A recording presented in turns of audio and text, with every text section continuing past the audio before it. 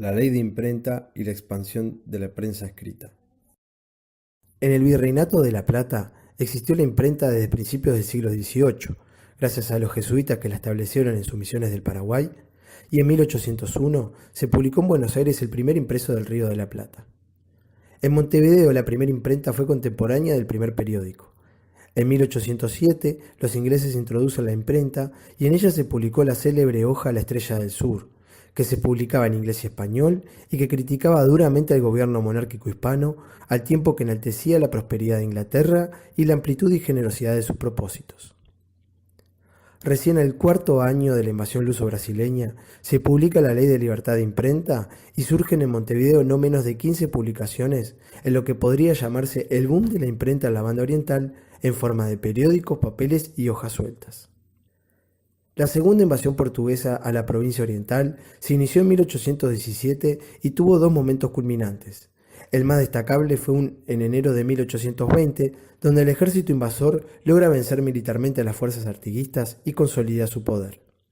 El que hubiese sido llamado protector de los pueblos libres abandonaba el territorio oriental. La provincia de ese modo pasa a ser uno de los sujetos políticos del Reino Unido de Portugal, Brasil y Algarve bajo el nombre de Cisplatina. Por aquellos años en Europa, los liberales cada día ganaban más terreno político del triunfo de las revoluciones. Los monarcas, recuperándose de los golpes de Napoleón, negociaban con los recién llegados de par a par. Los avances técnicos y un creciente número de la población alfabetizada permitían cada vez mayor posibilidad de acceso a textos escritos. Fue entonces que comenzaron a gestarse las inquietudes al respecto de la libertad de prensa, primeramente retirando las censuras previas. En Montevideo, hasta entonces, las publicaciones periódicas locales no habían representado gran relevancia.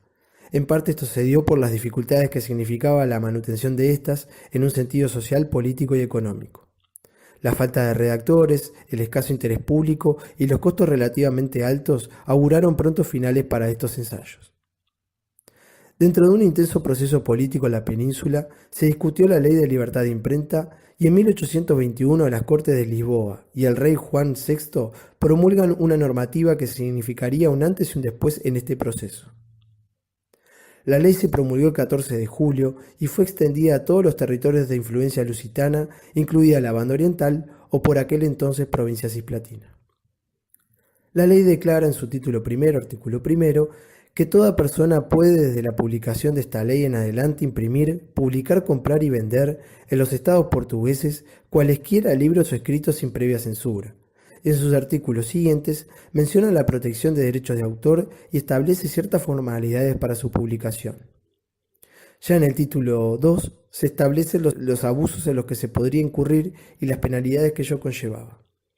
En el artículo 8 se establece que puede abusarse de la ley de imprenta, primero contra la religión católica romana, segundo contra el Estado, tercero contra las buenas costumbres y cuarto contra los particulares. Y establece distintos grados de faltas con penas que van desde los 50.000 reales hasta los 50.000 reales y un año de prisión en caso de los abusos a la religión, y de 3 meses de prisión y 100.000 reales hasta 5 años de prisión y 600.000 reales en caso de abusos contra el Estado, además de perder su cargo en caso de cumplir una función pública y la inhibición de ejercicios de sus oficios y la privación de las rentas de sus beneficios en caso de ser eclesiástico.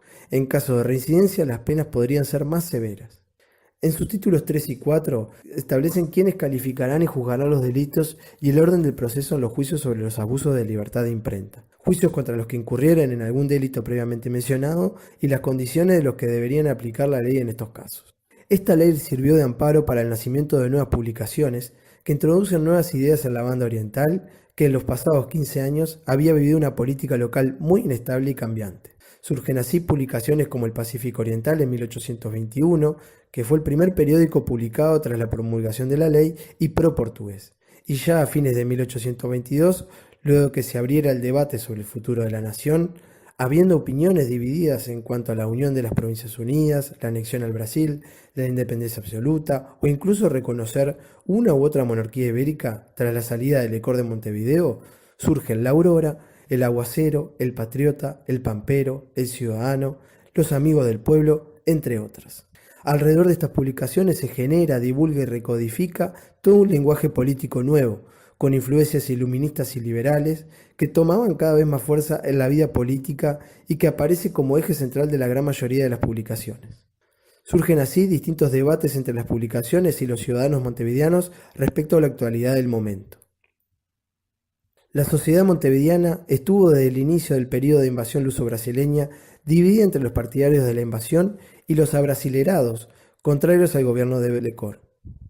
Ante las posibles represalias en las que podían incurrir algunos redactores y editores, no conformes con la política de invasión que sufría el territorio oriental, varios firmaron sus editoriales o sus artículos con un seudónimo o con sus iniciales, o se negaron a publicar cartas de sus lectores que no estuvieran debidamente firmadas. Caso notorio fue el de varios de los llamados caballeros orientales, ciudadanos de la élite montevideana, cuyos miembros eran masones y de características independentistas, que estaban en contra de la invasión portuguesa y a favor de la unión de las Provincias Unidas, como en el caso de Santiago Vázquez, uno de sus fundadores, y Antonio Díaz en el Aguacero. Como puede notarse, más allá de la proclamada libertad, los responsables de publicar periódicos u otra clase de impresos procuraban no descuidar sus espaldas, siendo conscientes que toda opinión o comentario surgido de sus páginas podría traerle mayores inconvenientes con los invasores.